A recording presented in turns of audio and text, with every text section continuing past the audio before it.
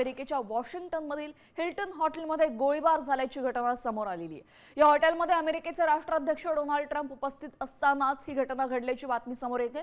मोठ्या स्फोटांचे आवाज ऐकू आल्यानंतर ट्रम्प आणि त्यांची पत्नी मेलानिया ट्रम्प यांनी व्हाईट हाऊस करस्पॉन्डन्स डिनरमधून सुरक्षित ठिकाणी नेण्यात आलेले आहे। यावेळेस संशयित हल्लेखोराला गोळ्या घालून ठार करण्यात आल्याची माहिती समोर आलेली आहे। ट्रम्प समोरच गोळीबार झालेला आहे। त्यानंतर ट्रम्पना सुरक्षित स्थळी नेण्यात आलं।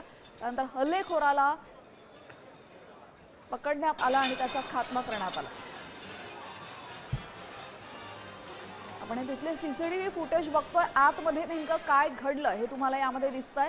वॉशिंग्टनमध्ये हा गोळीबार झालेला आहे। यावेळेस अमेरिकेचे राष्ट्राध्यक्ष डोनाल्ड ट्रम्प यांच्या समोरच हा गोळीबार झाल्याचं समोर आलेला आहे। त्यानंतर आपण पाहतोय ट्रम्प आणि त्यांच्या पत्नीला सुरक्षित ठिकाणी नेण्यात आलं। कशा पद्धतीने या फुटेजमध्ये तुम्ही पाहू शकता, गोळीबार करून तो हल्लेखोर तिकडनं धावलेला आहे आणि त्यानंतर सुरक्षा रक्षकांनी त्याला गोळ्या घालून ठार केले।